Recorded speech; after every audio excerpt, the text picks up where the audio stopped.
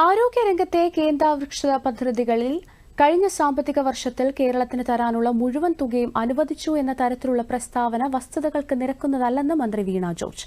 ആശ ഉൾപ്പെടെയുള്ള സ്കീമുകൾക്കോ സാധാരണ നിലയിലുള്ള പ്രവർത്തനങ്ങൾക്കോ 2023-24 സാമ്പത്തിക വർഷത്തിൽ കേന്ദ്ര ഫണ്ട് അനുവദിച്ചിരുന്നില്ല. ആകെ കേന്ദ്രം തരാനുള്ള 826.02 കോടിയിൽ ഇൻഫ്രാസ്ട്രക്ചർ മെയിന്റനൻസിനും ടൈം ഗ്രാന്റിനും വേണ്ടിയുള്ള 189.15 കോടി രൂപ മാത്രമാണ് അനുവദിച്ചതെന്നും മന്ത്രി പറഞ്ഞു. എന്നാൽ ആശമാരുടെ ഇൻസെന്റീവ് ഉൾപ്പെടെ ബാക്കി 636.88 കോടി രൂപ അനുവദിച്ചിട്ടില്ല.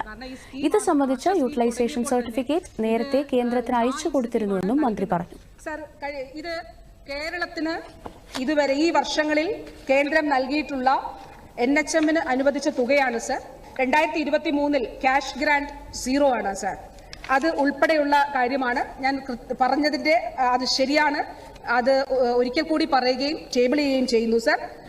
കേരളത്തിന്റെ യൂട്ടിലൈസേഷൻ സർട്ടിഫിക്കറ്റ് ആണ് സർ. 2025 ഫെബ്രുവരി വരെയുള്ള മുഴുവൻ ഫിനാൻഷ്യൽ സ്റ്റേറ്റ്മെന്റ്സും അതുപോലെ ഫണ്ട് ലൊക്കേഷൻ സംബന്ധിച്ച മുഴുവൻ കാര്യങ്ങളും അയച്ചിട്ടുണ്ട് സർ. അതിന്റെ ഡോക്യുമെന്റും ഉണ്ട് സർ. അപ്പോൾ ഈ യൂട്ടിലൈസേഷൻ സർട്ടിഫിക്കറ്റിൽ സെൻട്രൽ ഷെയർ സർ ഇതിൽ നില്ലാണ് കാണിച്ചിരിക്കുന്നത്. ഇത് കേന്ദ്രത്തിന് അയച്ചു കൊടുത്തിട്ടുള്ളതാണ്. ഇത് ഞാൻ സഭയിൽ ടേബിൾ ചെയ്യുന്നു സർ.